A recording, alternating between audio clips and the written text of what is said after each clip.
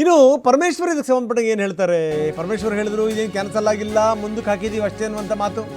ಇನ್ನವ್ರು ಹೇಳಿದ್ದಾರೆ ಈ ಹಣದಲ್ಲಿ ಬರಬೇಕಾದಂಥ ಪಾಲಿದೆಯಲ್ಲ ಅದು ಕಡಿತಗೊಂಡಿದೆ, ಇದರ ಬಗ್ಗೆ ಚರ್ಚೆ ಮಾಡಲಿಕ್ಕೆ ಸಭೆ ಸೇರಿದ್ವಿ, ಯೋಚನೆ ಮಾಡಿದ್ವಿ, ಆದರೆ ಇಲ್ಲಿದ್ರ ಹಿಂದೆ ಯಾವುದೇ ರಾಜಕೀಯ ಇರಲಿಲ್ಲ.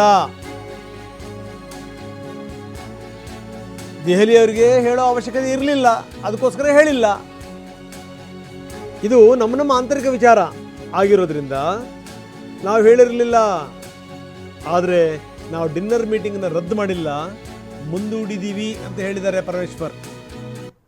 ನಮ್ಮ ಸಮಸ್ಯೆಗಳನ್ನು ಬಗೆಹರಿಸೋದಕ್ಕೆ ಪ್ರಯತ್ನ ಮಾಡಬೇಕು ಅಂತೇಳಿ ಆ ಚರ್ಚೆಗಳನ್ನು ಮಾಡಬೇಕು ಅಂತ ನಾವು ಸಭೆ ಸೇರೋದಕ್ಕೆ ಮಾಡಿದ್ದು.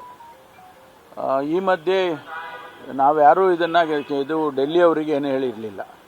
ಇದು ನಮ್ಮದೇ ಇಂಟರ್ನಲ್ ಇರೋದ್ರಿಂದ ಡೆಲ್ಲಿ ಅವರಿಗೆ ಹೇಳೋ ಅವಶ್ಯಕತೆ ಇಲ್ಲ ಅಂತ ನಾವೇನು ಹೇಳಿರಲಿಲ್ಲ. ಆದರೆ ಸುರ್ಜಿವಾಲಾ ಅವರು ನಮ್ಮ ಉಸ್ತುವಾರಿ ಪ್ರಧಾನ ಕಾರ್ಯದರ್ಶಿಗಳು ಕರೆ ಮಾಡಿದ್ರು, ದೂರವಾಣಿಯಲ್ಲಿ ಕರೆ ಮಾಡಿ ನಾನು ಕೂಡ ಇದರಲ್ಲಿ ಭಾಗವಹಿಸ್ತೇನೆ. ನಾನು ಅವರಿಗೆ ಆಹ್ವಾನ ಮಾಡಿದೆ, ನೀವು ಬನ್ನಿ, ಇದರಲ್ಲಿ ಯಾವುದು ರಾಜಕೀಯ ಪ್ರೇರಿತ ಅಥವಾ ರಾಜಕೀಯಕ್ಕೋಸ್ಕರ ಮಾಡ್ತಕ್ಕಂಥದ್ದು ಯಾವುದೂ ಇಲ್ಲ, ನೀವು ಕೂಡ ಇದರಲ್ಲಿ ಭಾಗವಹಿಸಿ ಅಂತೇಳಿ ನಾನು ಅವರಿಗೆ ಆಹ್ವಾನ ಮಾಡಿದೆ. ಹೈಕಮಾಂಡಿನ ಸೂಚನೆಗಳು, ಹಾಗಾಗಿ ಅದನ್ನು ಮುಂದಕ್ಕೆ ಹಾಕಿದ್ದೀವಿ, ಕ್ಯಾನ್ಸಲ್ ಮಾಡಿಲ್ಲ. Let me correct this, cancel ಮಾಡಿಲ್ಲ, ಮುಂದಕ್ಕೆ ಹಾಕಿದ್ದೀವಿ. ಅವರ ಸಮಯನೂ ತಗೊಂಡು ಅವ್ರ ಜೊತೆನಲ್ಲೂ ಕೂಡ ಕರೆದು ಚರ್ಚೆ ಮಾಡ್ತೀವಿ. ಗೊತ್ತಿಲ್ಲ ನನಗೆ, ಅವ್ರು ಯಾವಾಗ ಬರ್ತಾರೋ ಗೊತ್ತಿಲ್ಲ. ಅವ್ರು ಬರ್ತಾರೆ, ಬಂದಾಗ ನಮ್ಗೆ ಸಮಯ ಕೊಡ್ತಾರೆ.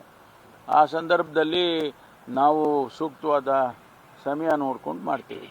ಇನ್ನು ನೋಡಿ ಎಷ್ಟರ ಮಟ್ಟಿಗೆ ರಾಜಕೀಯ ಜಟಾಪಟಿಗಳಿರ್ತವೆ, ಆದರೆ ಒಟ್ಟೊಟ್ಟಾಗಿ ಹೋಗುವಂಥ ಸಂದರ್ಭದಲ್ಲಿ ಎಲ್ಲರೂ ಕೂಡ ನಗ್ತಾನೆ ಹೋಗ್ತಾರೆ. DCM DK ಜೊತೆಗೇನೆ ಡಾಕ್ಟರ್ ಪರಮೇಶ್ವರ್ ಬಂದರು, ನಗ್ತಾನೆ ಒಟ್ಟಿಗೆ ಬಂದಿದ್ದಾರೆ ಒಂದು ಕಾರ್ಯಕ್ರಮಕ್ಕೆ. CM ಮುಂದೆ ಹೋಗ್ತಿದ್ದಂಗೆ ಹಿಂದೆ ಜೊತೆಗೆ ಬಂದರು.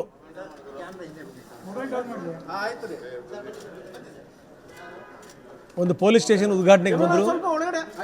CM ಮುಂದೆ ಹೋಗ್ತಿದ್ದಂಗೆ ಹಿಂದೆ ಜೊತೆಯಾಗಿ ಬಂದರು, ನಗ್ತಾ ಬಂದರು.